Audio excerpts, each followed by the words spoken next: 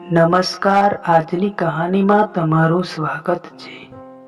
કહાની શરૂ કરીએ એ પહેલાં તમને વિનંતી કરીએ છીએ કે અમારી ચેનલને સબસ્ક્રાઈબ કરી લેજો. કહાની શરૂ કરીએ. બાપુજીને તપાસ કરવા માટે ઘરે આવેલા ડૉક્ટર જતાં બાપુજીના દીકરા સુરેશભાઈને કહ્યું કે હવે બાપુજીની તબિયત વધારે બગડતી જાય છે અને ઉંમર પણ 90 વર્ષની છે અને ઘડપણની કોઈ દવા નથી હોતી. હવે તમે તેની સેવા કરો અને તેને ખુશ રાખો. તેનાથી મોટી કોઈ દવા નથી. જતાં ડૉક્ટર બોલ્યા ત્યારે સુરેશભાઈએ ડૉક્ટરને કહ્યું કે વિજ્ઞાન આટલું બધું આગળ નીકળી ગયું છે તો કોઈ તો રસ્તો હશે ને. એટલે ડૉક્ટરે કહ્યું કે હું મારા તરફથી પ્રાર્થના કરીશ અને તમે બાપુજીને ખુશ રાખો અને તેનાથી વધારે કોઈ દવા નથી. તેમને જે પસંદ હોય તે વસ્તુ બનાવી અને જમાડો અને વધુમાં વધુ સેવા કરો. આટલું બોલતા ડૉક્ટર તેની બેગ ઉપાડી અને હળવું હાસ્ય કરતા ચાલ્યા ગયા.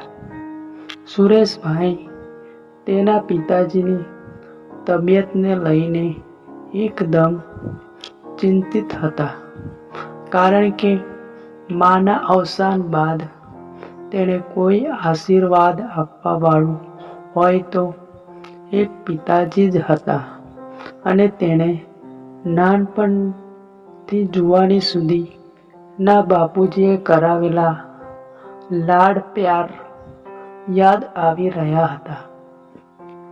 બાપુજી કોઈ દિવસ સાંજે ઘરે આવે ત્યારે તેના દીકરા માટે કંઈ ને કંઈ ચીજ વસ્તુ સાથે લાવતા.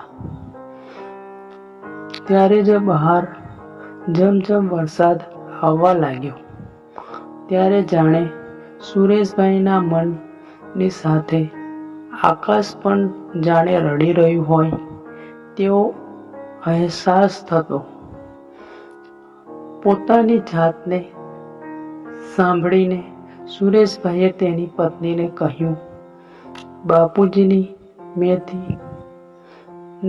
મેથીના ગોટા લીલી ચટણી સાથે બહુ જ પસંદ છે. તમે બનાવો.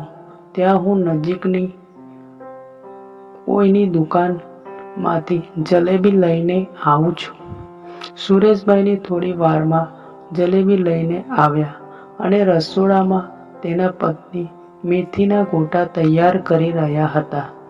સુરેશભાઈ જલેબી રસોડામાં રાખી અને બાપુજી પાસે ગયા અને બાપુજીને પૂછ્યું કે હવે તમારી પસંદગીની વસ્તુ લઈને આવ્યો છું, બોલો જોઈશું હશે. ત્યારે બાપુજીએ કહ્યું કે જલેબી લાવ્યો છે કે શું, અને મને તો મેથીના ગોટાની પણ સુગંધ આવી રહી છે.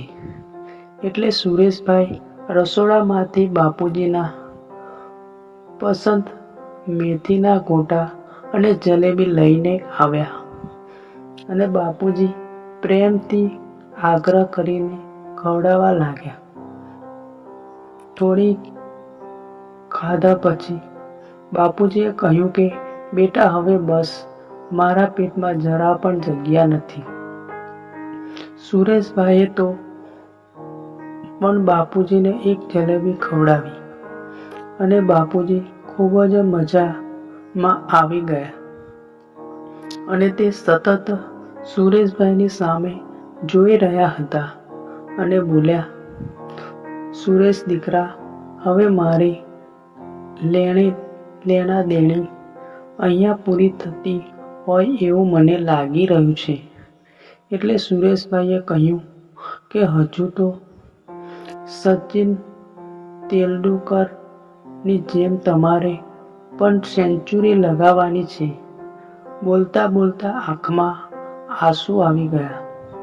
ત્યારે બાપુજીએ કહ્યું, તારી માં પેવેલિયનમાં મારી રાહ જોઈ રહી છે અને હવે નો મેચ રમવા માટે તારો દીકરો બની અને આવીશ. ત્યારે તું મને ખૂબ જ લાડ પ્યાર કરજે.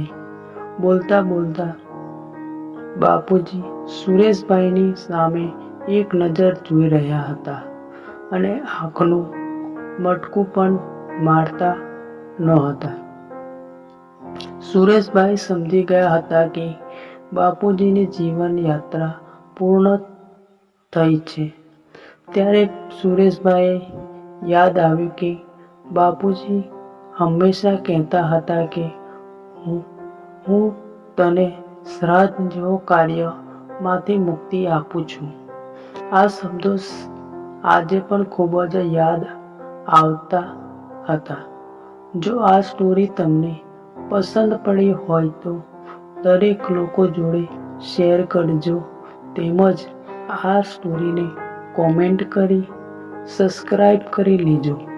પછી મળીશું નવી સ્ટોરી વિડીયો સાથે.